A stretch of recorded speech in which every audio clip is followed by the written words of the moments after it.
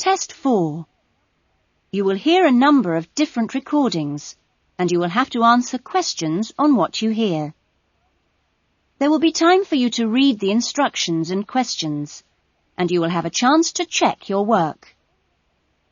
All the recordings will be played once only. The test is in 4 sections.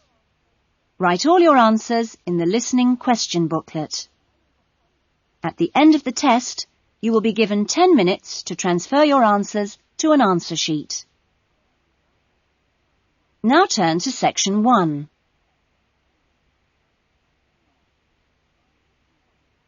Section 1.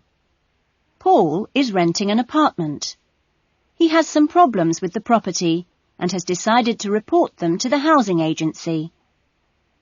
First, you have some time to look at questions 1 and 2.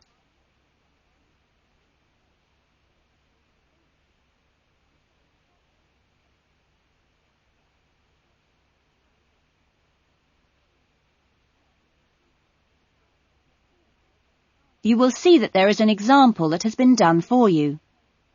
On this occasion only, the conversation relating to this will be played first. Good morning, MIC House Agency. Good morning. I'm ringing about the problems I've been having with my apartment. Yes, of course. If I can just take a few details first. What's your name? Paul Smiley. How do you spell that? Smiley. Paul's surname is Smiley, so Smiley has been written in the box. Now we shall begin. You should answer the questions as you listen, because you will not hear the recording a second time. Now listen carefully to the conversation and answer questions 1 and 2. Good morning, MIC House Agency. Good morning. I'm ringing about the problems I've been having with my apartment. Yes, of course. If I can just take a few details first. What's your name? Paul Smiley. How do you spell that? Smiley. Okay. And what's the address? Apartment 2, 16 Rose Lane. Rose Lane. And that's in? In Newton. Oh, yes, I know the property. Could I just ask, how long is the lease? It's for 1 year. Huh? And you moved in? Last week, on 27th of June. Fine, thank you. Before the conversation continues, you have some time to look at questions 3 to 10.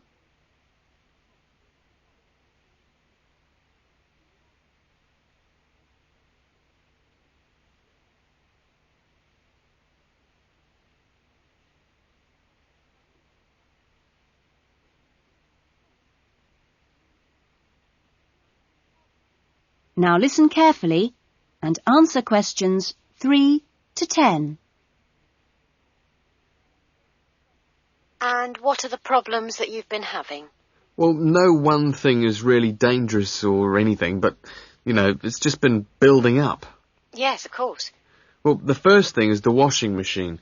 It's been leaking a little and it's beginning to get worse because we have a small child and we really need to get that done straight away. Okay, that's a washing machine for immediate repair. And then there's a niggling problem with the cooker. Mm-hmm. The door's broken. Right. It's nothing serious and it can be used, but if you can send someone over in the next couple of weeks or so, that'd be great. Fine, I've got that. Then we're worried about all the windows. Are they broken? No, but there are no locks on them. And, with the insurance these days. Uh-huh. And when would you like those done? Well, that's not really urgent, but you never know when there's going to be a break-in. No, we'll get those done for you next week. Don't worry. And then there's the bathroom light. It's getting quite annoying. It flickers quite badly and it's giving me headaches. I'd really like to get that replaced right away. That's no problem. And then the last thing on the list is the kitchen curtains. They're torn. Oh, right. We do have quite a few spare ones in stock and can get those to you in the next week, if that's all right with you. Yes, that'd be fine. Anything else? No, that's all. OK, fine. What we'll do is get someone over to you this afternoon, if you're in. Well, I'm going to be out for a short time. Well, you tell us your preferred times. Well, the best time is about 1 o'clock. I'll have to check that with him. And if he can't make it then, what would be your second preference? Any time up to 5 p.m. would be fine. OK, I've made a note of that. Great. Well, thanks very much for your help. That's fine. Thank you for calling. Goodbye. Goodbye. That is the end of section 1. You will now have half a minute to check your answers.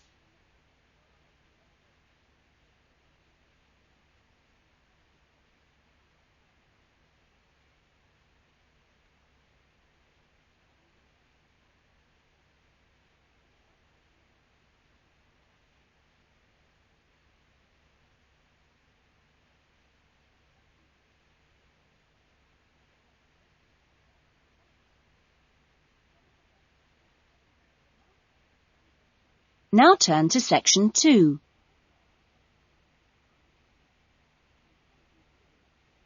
Section 2. You will hear a recreation officer at a holiday resort telling the guests about their accommodation and the activities available. First, you have some time to look at questions 11 to 15.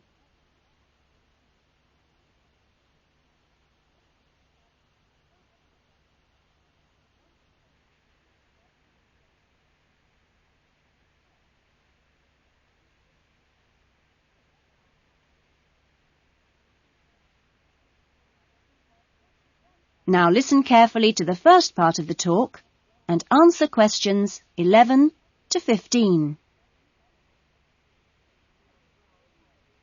Great. Well, hi everyone. My name's Jody, and I'm one of the 4 recreation officers here at Rainforest Lodge.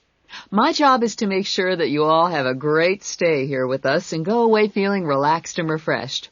As you can see, we're literally in the middle of nowhere at the lodge. There are no newspapers or TVs, and there's only one phone, and that's in the office.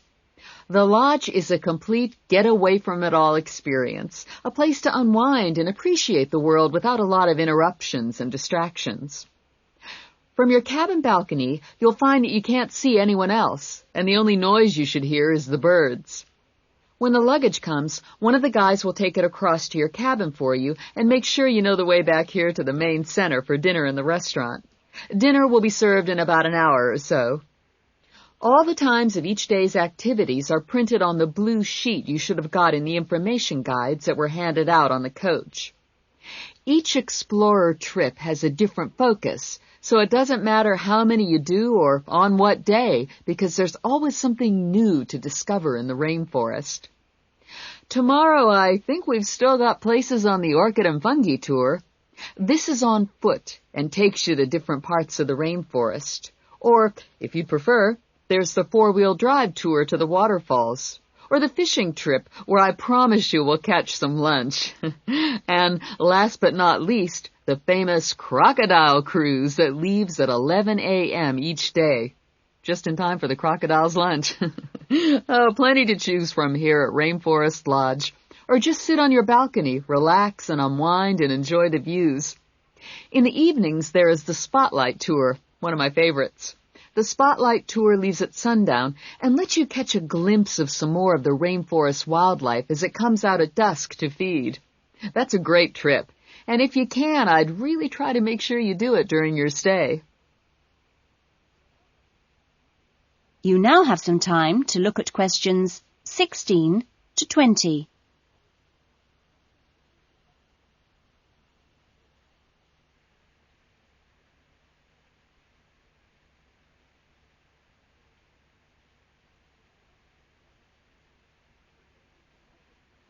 Now listen to the rest of the talk and answer questions 16 to 20. You've chosen to visit the rainforest in March, which is just at the end of the wet season, so you'll soon notice how well the waterfalls are running and also how damp the ground is. Things can tend to get a bit slippery, too. So if you didn't bring any walking boots, I'd advise you to hire some from the office. You'll also be much better off in long trousers rather than shorts, because they will give your legs more protection. And socks are a good idea, too. There's no need to be nervous of the rainforest, provided that you treat it with respect and common sense. Most of the animals and wildlife are gentle and harmless. There are some venomous snakes to beware of, but really, they're much more frightened of you than you are of them. The other thing is that certain plants can cause irritation if you touch them with bare skin. Well, that's about all for the time being. The guys are here to take you and your luggage to the cabins.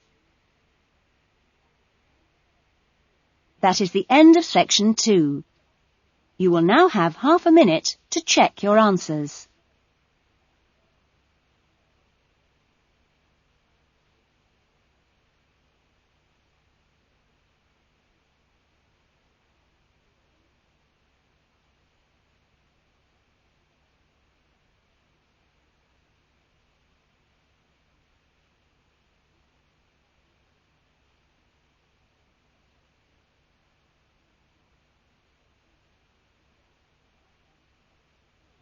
Now turn to section 3.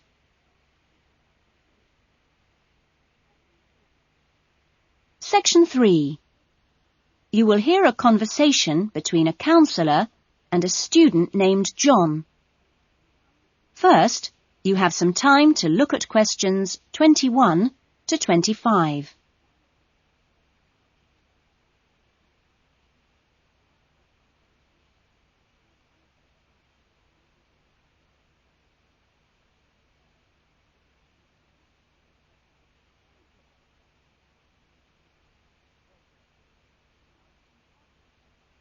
Now listen carefully to the conversation and answer questions 21 to 25. Hello, John. What can I do for you? Well, I heard about these counselling sessions from a friend doing a science course, and I was really interested. I think they should be compulsory, really. Well, to be quite honest, John, I think they would be useful for everybody, but, well, everybody has their own way of going about things. I prefer people just to drop in when they can. Yes. I find that talking to students about the requirements of a course helps to clarify what needs to be done. I mean, the biggest difference between college and school is that new college students really have to do a lot of work on their own, and it's sometimes useful to get advice on how to take control of your time and work effectively. Yes. I mean, it seems like a very light workload until assignment time comes, and then I seem to be working all night sometimes. I'm not the only one. It's ridiculous. The resource centre is very good, but it closes so early. It's in the library, and so you think you could use it more. It's a real problem for me. Well, you're certainly not the only person in that position, as I'm sure you've found. It really comes down to using every available hour in a systematic way. If you do this with a plan, then you'll find that you still have time for yourself and your hobbies as well. Yeah. I've heard from Thomas that you made him a sort of plan like this, and he's going away for the weekend with all his work handed in, whereas I haven't even started. I need to find out a few more things about you first. I'll give you this form to fill in about your lectures and things before you leave. You now have some time to look at questions 26 to 30.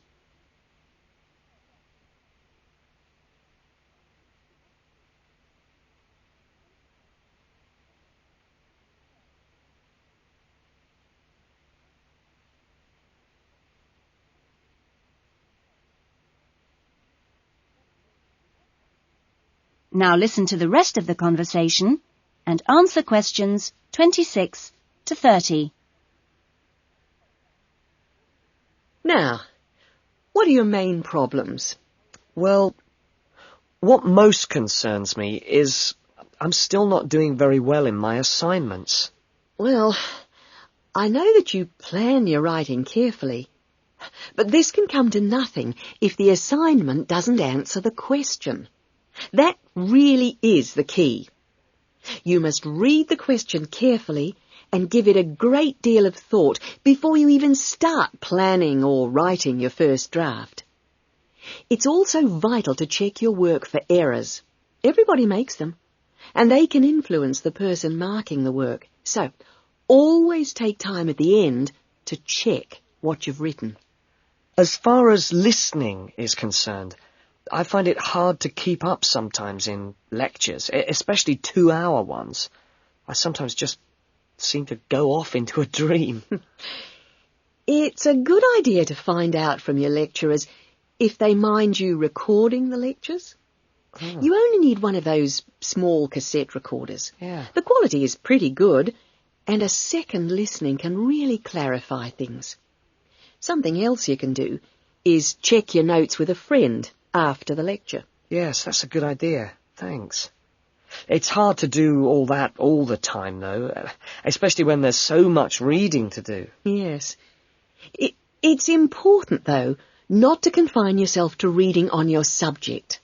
You should also read things of general interest that appeal to you. You know, novels, newspapers, that kind of thing. Do you have a good dictionary? Not really. I've never bothered with one. It would probably be a good idea to get one. Dictionaries aren't expensive, and they can help a lot. Also, you can underline or highlight new words, and then you've got a... That is the end of section 3. You will now have half a minute to check your answers.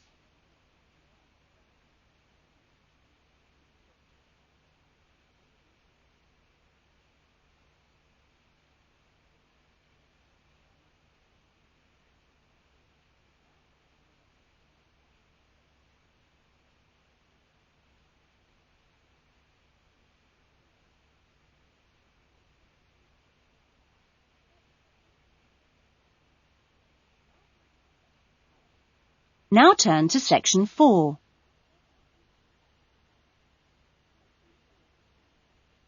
Section 4. You will hear a student talking about his research project in a university tutorial. First, you have some time to look at questions 31 to 40.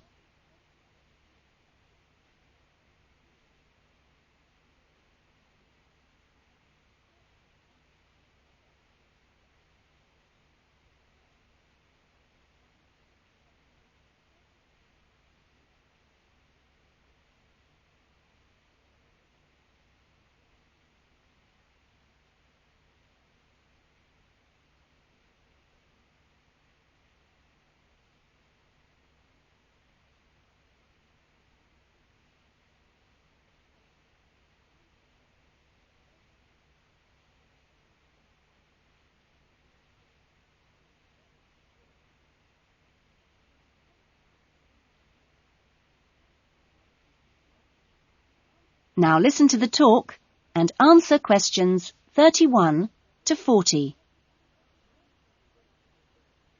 Well, good afternoon. In today's session, John Upton will be sharing some of the findings of his research project from last term. John. Thanks. Well, first of all, a little bit about the background to the project. Our title, as you can see, is pretty straightforward. Car safety.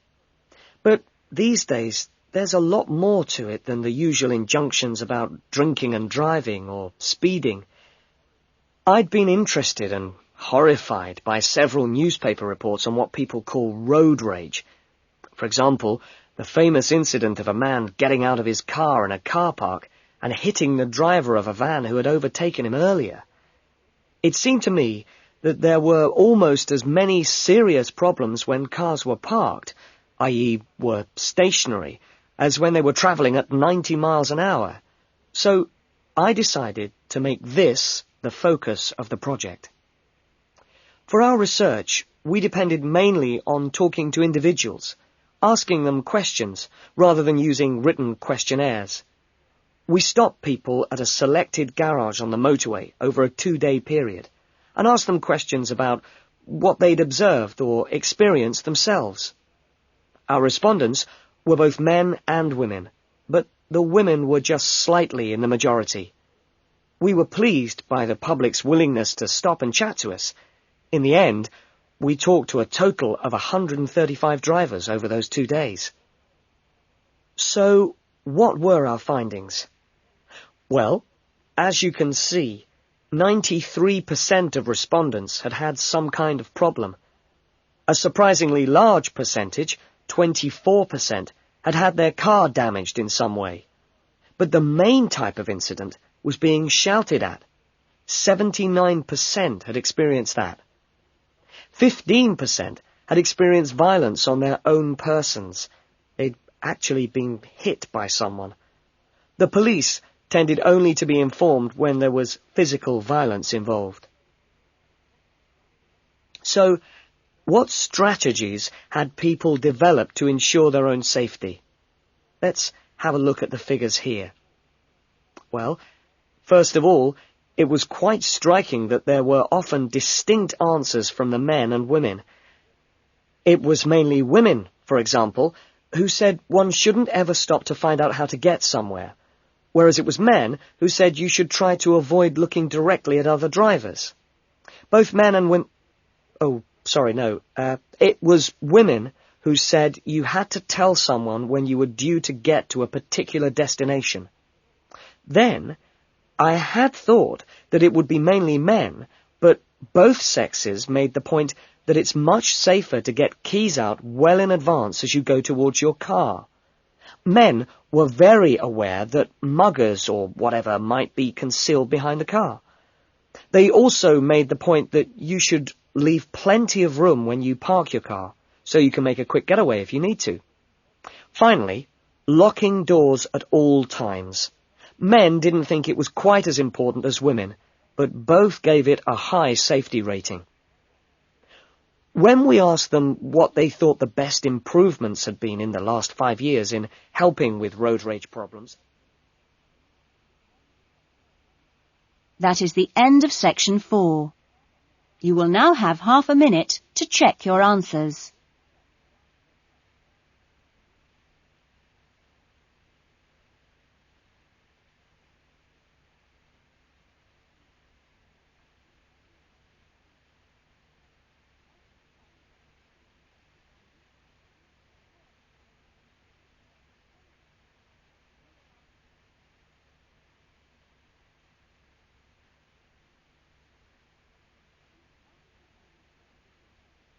That is the end of the listening test.